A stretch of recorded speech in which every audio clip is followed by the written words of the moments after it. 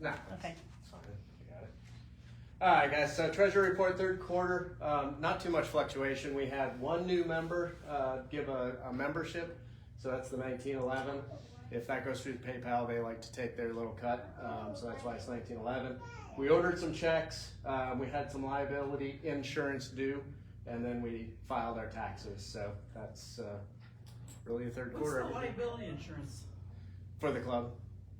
for? Handling events? with bees, Yeah. you have to have a liability insurance. Okay. When we have events and training sessions and we're working with students, we gotta have liability. Because we always have bees there, and we have to have the insurance. Okay.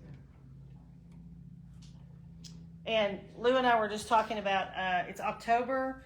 We'll start gearing up for our scholarship, and that's one of the things that we use our money for is our scholarships. We usually give 2, sometimes 3 scholarships to local youth, and so that is where some of our money goes to. And we don't have a workshop date yet, but we do have some workshops coming up where you can go and dabble in some bees and get kind of some hands-on experience. Okay? All right. Back to you. Back to me. Okay, so we do a little thing called What's Blooming in Wise County. And actually there's something actually blooming because we did finally get rain, so we're pretty happy. These are the bad flowers. The one there on, well, if you're looking at it, be the right, that is bitterweed. Nobody likes bitterweed. Deer do not even like bitterweed. And it has a very stocky stem. So, but the bees don't like it, so it's not one that I would hang on to. But the one on this side, they do like, and that is called Snow on the Prairie. I have never had any honey from it. Have you had honey from it, Jim? No. Okay, but if the bees do like it, and it is something that does bloom during this time period, and it will make your honey bad. You won't be able to eat it because it'll burn your throat. So it's not a good plant for beekeepers, but it is blooming right now. But it's good for bees. It is good for bees. So if you want to take off your supers to where you're not collecting honey, which is what I did, I just let, I'm not going to take that honey. They can eat it, and it's fine for them. These are the ones that you're going to start seeing bloom. This is the gay feather and the thistle, elephant's foot, and boneset. Now, boneset is also an aggressive plant. It'll spread pretty quick, and it gets huge. And my bees, I have not seen my girls on them yet. But they may not be getting so picky since we're having some issues. So here's some marsh fleabane, and this is false prairie glow. And a friend of mine takes all these pictures, and she loves to take pictures with bees on them and send them to me and say they're my girls because she goes to the grasslands and takes these pictures.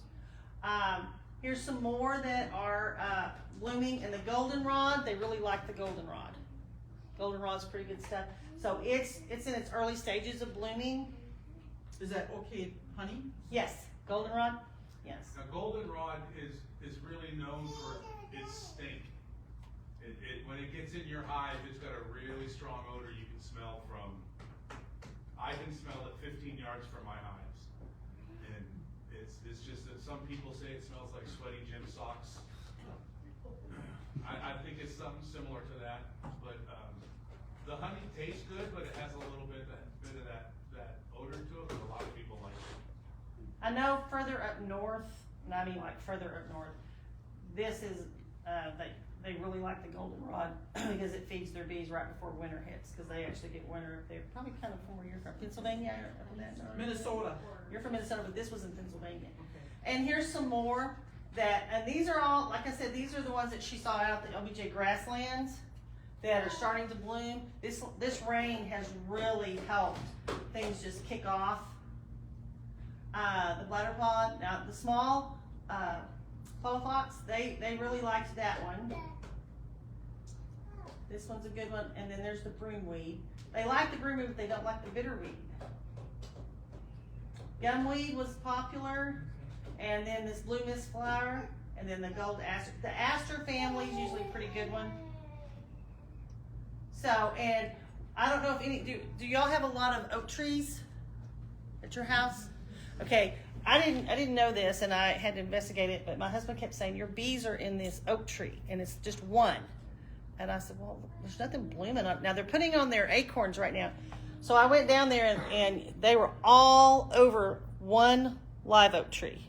And there's several oak trees in my pasture. So I started researching it, and there is a gall wasp, G-A-L-L, that lays that little egg, and it makes the little thing on the leaf that looks like a growth. Well, apparently, defense, the oak tree starts secreting this like repellent that attracts the bees and some wasps that chase them away. So I couldn't find. Does anybody know? Do you know anything? Do the bees actually take that? Do they actually take it? Yes. Okay, because they were all over my tree, but there's no blooms on it. They're going after that repellent and they're helping that tree chase off that gall wasp. So I thought that was pretty cool, and I was very shocked. I was like, "What are you eating?" But anyway, that's what it was. So if any of you have oak trees, does that mean then the tree's in trouble? No. Because the others they're not on the others. The tree's not in trouble, it's just the natural nature going through its course, and the bees will collect that sap or that nectar, and they will store it away and use it through the winter. And Okay. They can really pack it. You got a one that's really bleeding, they'll pack it. Their hives are pretty good with it. Okay, well, they were all over that one. So that tree, and that's what I thought was weird about it, is because it wasn't every tree, it was just that one. And it was a live oak, and I have several live oaks. So if you have any live oaks and you see them all over there, that's what they're doing. So, all right. We're going to send it on to the next guy. Do you want me to do the... No, I got it. Okay. Thank you.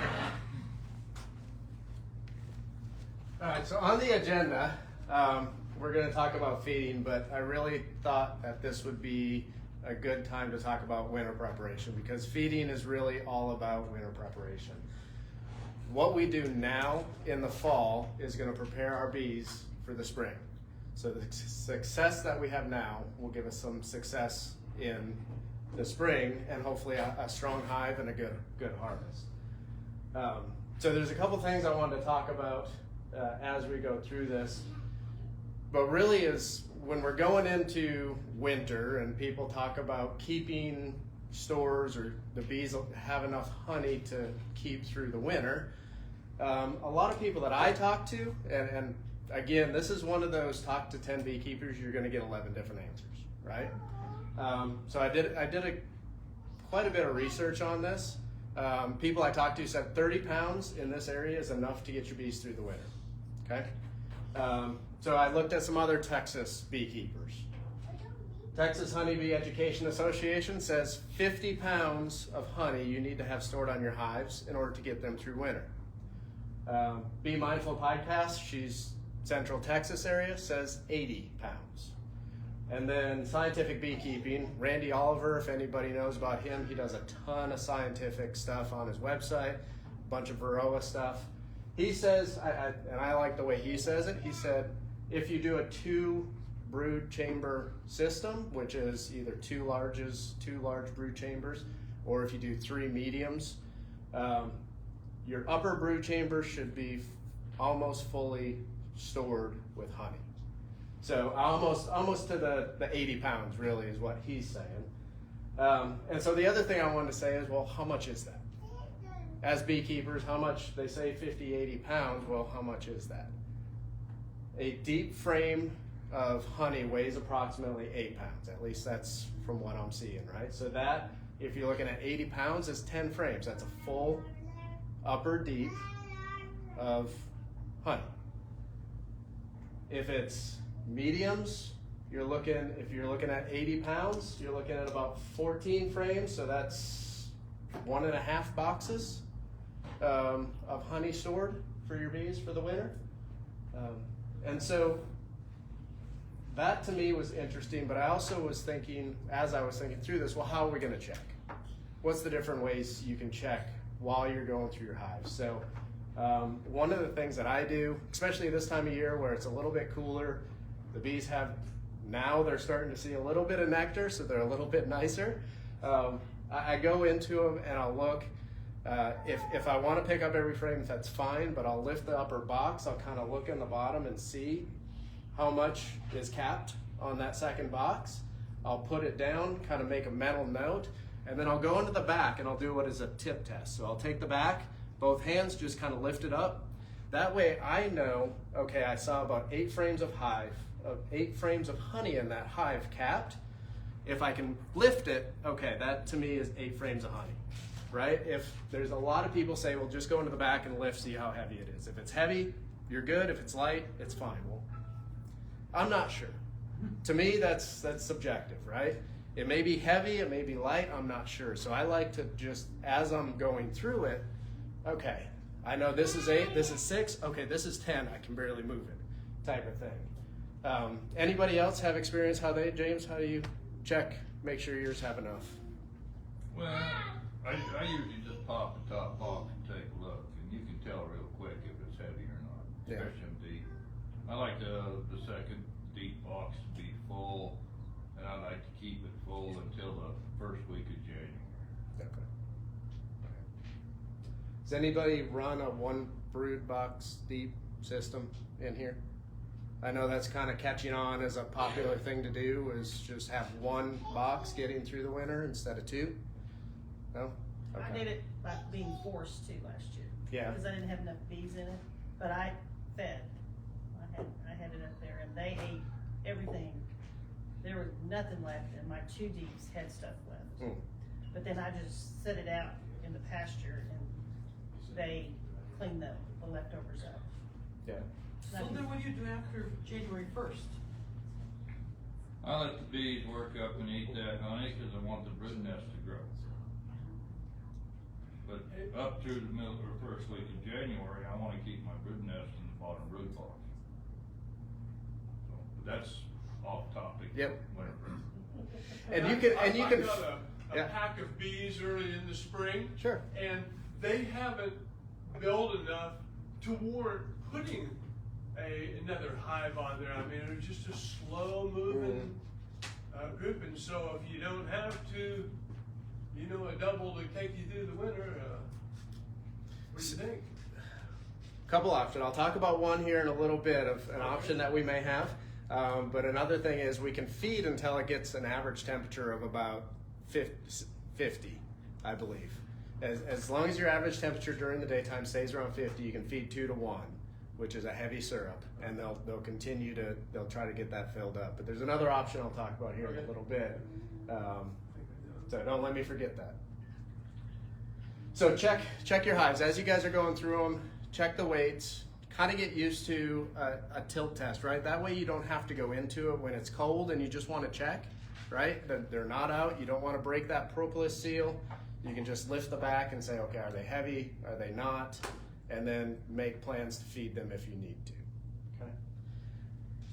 But why do you guys want to make sure our bees have enough food going into the winter?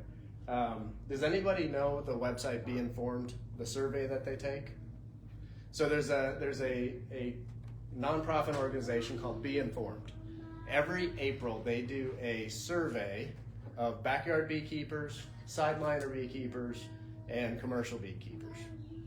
I think last year they did, it's completely voluntary, so nobody's made to do it. You can just go online, you can take the survey, and it goes through and asks you a bunch of different questions about Varroa. How's your Varroa? What were your treatments? What was your colony loss? What do you think your colony loss was due to? And then they aggregate all that data and they let people see it, right? By state, so you can actually narrow it down a little bit to Texas if you want to. I haven't been able to see how to get any deeper than what it's saying in Texas, but you can look at the country and how the country's doing. So you can really take and manipulate that data, but they do that. And I took a look at it, and I know these charts are hard to see, and I'm not trying to get you guys to see the charts, but I just want to walk through them real quick. So in their reports, and what they're saying is the backyard beekeepers and the sideliners stated starvation of their bees was the 3rd highest reason of loss during the winter. So first being Varroa, so everybody needs, of course, to be checking for Varroa. Second, was weather, and I think especially in Texas, the inclement weather that we get in the spring sometimes, especially when they're at that vulnerable stage right before nectar flow. At least for backyard beekeepers, those were the two that were above starvation. And then for sideliners, it was Varroa again, and then it was queen issues. So, and then commercial beekeepers don't seem to have the issue of starvation. I think that's more because they're more regimented. They have more of a process of, we're going to feed these guys or girls no matter what. We're going to go out, we're going to take care of that yard, we're going to take care of this yard, they're going to take care of that yard. Varroa is still very high on their list. But the data really shows, make sure your bees going into the fall, if they're not heavy enough, start feeding them 2 to 1. Really get them heavy, let them get those bees of winter physiology going so that we can make sure that as you guys go into spring, they're going to be heavy, they're going to be healthy, they're going to be Varroa, as few Varroa as you can. And that way you guys will have a good honey harvest, hopefully after the spring comes, right? So that's why we want to check it. Different ways to feed. Hive top feeders, I talked about this a couple weeks when we talked about making sure your bees had water during the summer. But hive top feeder, so the interior top feeder that I have there is just a homemade one. So somebody took a deep box, took a piece of plywood, drilled a hole in it, put a mason jar. That way then they walk up to it, they don't have to go into the hive, you're just taking off that mason jar, putting another one on. You should still wear protective gear, but it's a little bit less invasive to the bees, especially during winter when it's a little bit cooler. Open feed, that's up to debate. If somebody wants to open feed, you're not going to just feed your bees. You're going to be feeding everybody else's bees too when you do that. Boardman feeder, again, I don't recommend it, especially during this time, just because it really does promote robbing. So if the bees are not have a nectar flow or a strong nectar flow, other bees are going to be able to find that and smell it and start robbing that hive. Frame feeders, most people that I see, I would say about 70% of the people I talk to use frame feeders. And then the other one is a bucket feeder, and I know James uses it. A lot of commercial guys use it. A lot of sideliners use it because it's easy. You go in, you fill your bucket, put it on top, and you go to the next one. You don't have to go into it. You don't have to do anything. So bucket feeders are really good, but a lot of people that may not use bucket feeders use mason jars. Right? So the bucket feeder go inside of a box, an empty box? Or That's the way some people do them. I don't do it that way. I got all migratory tops, so I got a hole drilled in there. They're right on top of the hive. And then, but you gotta weight the bucket down. Cause when the wind blows, if the bucket ain't weighted, the way it goes. yeah, makes sense. Do you have any issues when you bucket feed like that with rain or anything like that, or seeping in there, or how do you prevent that? Having, yeah, it all depends on your top. Generally, you know, if your top is rotten, you'll get moisture. And bees usually seal up the bottom side. How big a hole do you drill for the bees in your migratory top? 71 millimeter. Is that the same size as a mason jar lid? No. No? Big. When you use a frame feeder, do you just leave it in there all winter long, empty? Not everybody does. I do. I don't see anything wrong with it, but as long as it's empty and It won't freeze. yeah, there's nothing in there that's gonna freeze. So I don't know if anybody, James. I prefer to leave, if, you know, depending on what size hive you have, if you leave the frame feeder in there and it's empty, it takes up space, and so that keeps the bees crowded, you know, they don't lose what's on the side, there's nothing, you know, that keeps them all together and centered. That's kind of, I've done that deliberately in the past. No, I just figured that if I took it out, they'd start to utilize that space, and I couldn't put it back in.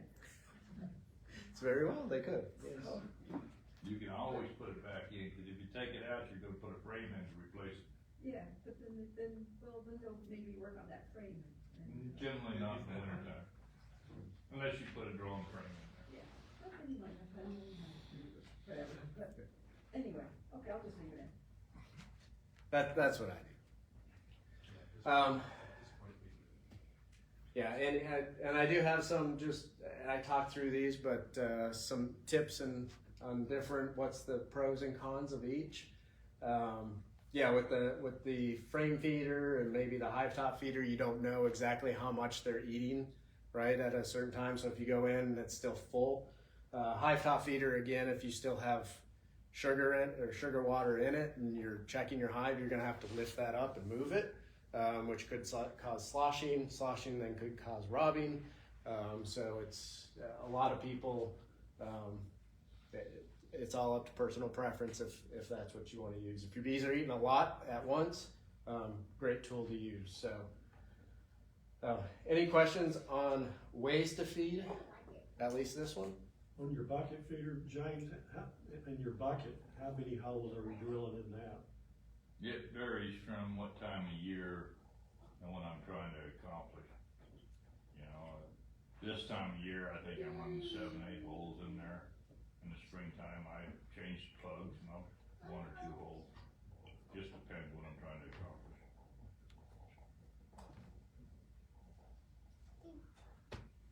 Anybody else have an alternative option? What's some other ways we can feed them? What do you think? In the winter? In the winter. Well, I do the sugar board. Protein pads? Protein, you usually don't want to feed them protein patties during the winter, especially if they're in cluster. They're not going to go, they may not get up there to that. Yeah. I make a sugar board for mine for sure, regardless of how much they have. That sugar board's on there and I seal them up, and then I don't mess with them till the spring. I do go peek on it to make sure they're not out, but that would be in February or March when it's starting to warm back up before I pop that lid off. Yep, excellent transition. Thank you, Tim. Oh. So I asked James to bring one of his. So the hive that's a little bit weak, sugar board would probably be the best thing to do. There's a bunch of different designs. You guys can go online. Like I said, James has his. It's just basically a wood frame. He's got a queen excluder here, and then another frame that's going around that, securing the queen excluder to this. This goes right on the top, and then your inner cover, and then your cover, right? I'll talk about what goes into this here in a little bit. But like I said, there's a bunch of different designs. This can probably be put together if I know James has a little bit different joints here, but if you use a standard joint, you can use a regular handsaw and a drill and do this in probably about 10 minutes in your garage. Yes? Can ants cause a problem, like can it get into the hive and start eating honey or whatever you're feeding? Yeah, usually if the hive is strong enough, the bees are going to take care of making sure some ants are going to get in there. It's going to be, but they're not going to cause a problem. Especially in the winter, they're not going to be too much. I think found some on my inner cover, just trying to stay warm once, but knocked them out and they were fine. So different designs. Again, like I said, so this one here I think is a picture I stole from Dayton. So you can get them obviously from Dayton. You can get them from Man Lake. You can get them from anywhere. You can make them. That one in the middle is very similar to the one that James has here. And then another one is just some hardware cloth and a little bit different design. I mean, if you want to spend 10 or 20 or an hour doing these, if you like tootling around your garage, perfectly fine. You can make one indestructible and you never have to replace it again. So that's kind of sugar frames. Again, they go all right on top. But what do we put in them? So there's a bunch of different recipes. The easiest one that I found, yes. When we were at Texas Bee Supply last spring, Yep. they had queen excluders with wood frames. We had queen excluders issues, temperature conductivity with a queen excluder, had a queen excluder there that does not have a wooden frame. I mean, metal gets cold in the winter. So in the winter, if you're going to not use it for a frame feeder, right? If you're going to use it or a sugar board, I wouldn't have a queen excluder in your hive in the winter. Reason being is your colony is going to cluster during the winter to stay warm. Well, that cluster may move up because the honey's higher, and if you have a queen excluder in between two boxes and that hive starts to move up, your queen can't get through. Right, well, that Right. would be for the sugar board. Okay. Sugar board, I don't think it makes a difference if it's metal or plastic. I mean, James, do you have? Just the cost. Yeah, it's- Metal excluders are way more money, especially the frame bound one, and, you know, I mean, you could still have the event where it gets really cold and the bees get cluster up in the sugar board and leave the queen stranded, but that would be a really small Really cluster small in there. Yeah, because you're only looking at that much space, You know, the right? plastic queen scooters, I think right now they're about $2.30 versus $7 or $8 for a metal one. I may be wrong on that. I'm cheap. Yeah, I was gonna say, when you have 200 hives, you gotta be very efficient with how you do I don't things. use the hardware cloth. I did make a couple out of hardware cloth, half-inch hardware cloth. But when you cut it, to put it on the frame and staple it and secure it, you still got sharp edges there that grab you and cut you, and I bleed easy, so I don't need any help. So the easiest sugar brick recipe that I found. Again, I've found ones that add vinegar. I've found ones that add some protein into it. I don't recommend that because if your bees can't get up there to protect it, you could have small hive beetles going after that protein. So it's 10 pounds of sugar, 1 cup of water. You put it into a bucket, use a paint stirrer from Home Depot, and you mix it until it kind of gets to a, I don't know, an artificial snow texture, right? So that it kind of packs together. Do you put paper in the bottom of yours, Yeah. James? Okay. Paper, right? So it doesn't all fall through when you pour it in. You pack it down, kind of tamp it down. Some people, most people, at least that I've read or seen and done, put a little block of a 2x4, either on the edge or in the middle, pack it down, and then let it sit for 48, 96 hours, somewhere warm, dry. It will harden up and turn into kind of like a cement brick that when you rub those two together and they kind of make that rough and kind of flaky sound, that's what it is. Some other people also do, instead of doing this, right, take the aluminum pans, the small ones that you can get from Dollar Tree or something, pour it into there, and you can make some smaller ones. And then you can put those in the oven if you want to. If you want to get it done quick, put them in the oven at 160 for a couple hours, pull them out, and then they're ready to use instead of letting them sit. So if you're kind of in a little bit of a hurry, maybe tomorrow you need to go do that. You need to get some food on your bees because you just found out they're light and it's cold outside. That's a good way to do that. So run to Dollar Tree, Dollar General, pick up some of those aluminum pans, make a quick sugar brick recipe, throw them in the hive the next day after you cook them for a couple hours. Yes? That is instead of like doing sugar syrup, because that's what I've been doing, sugar syrup. Sugar syrup's fine, but you can't feed it once it gets an average temperature of below 50. Okay, but this Right. would be a good alternative for. Yes, because one thing is when it gets to those cold temperatures and they start to cluster and they start creating a little bit of humidity, that humidity goes up to the bottom of these and it absorbs those and makes it soft enough the bees then are able to eat it. Yeah, this is your winter feeding. Yes. Right. Not, yeah, so you wouldn't really feed the syrup during the I winter. just started, I bought them from Donnie, and so he might want to get them on sugar syrup. Yeah, well, listen, Yep. yeah. A 2 to 1 right now. Try to get them on 2 to 1, very heavy. That way they'll pack on a little bit of weight. It's just as a newbie, did you learn the lesson? 2 to 1 means 2 pounds to 1 pound of water, not And that, sugar in one coat. That's correct. Yes. Has to be pumped. And it is a parchment paper, but you can use any type of paper, newspaper. Newspaper, wax. We use newspaper a lot because we're combining hunts, right? So, I don't use wax paper. I think it's harder for the bees to get rid of the wax paper, but if that's all you got, that you can use it. The biggest thing is that block, whether it's on the edge or in the center. I put mine in the center because that's where your heat is. It's coming up, and that's where the bulk of your moisture is gonna be. Is when you take that block out and you put it on your hive, make sure to cut the paper out where that block was at. That's a good point. So the bees don't have to choose through that paper. I mean, when you do a combine, you put a slit in the paper so the bees have an edge to chew on. So they need an edge to chew on this too to get up to the sugar. So don't leave the rest of the paper on. I use all the rest of the paper size.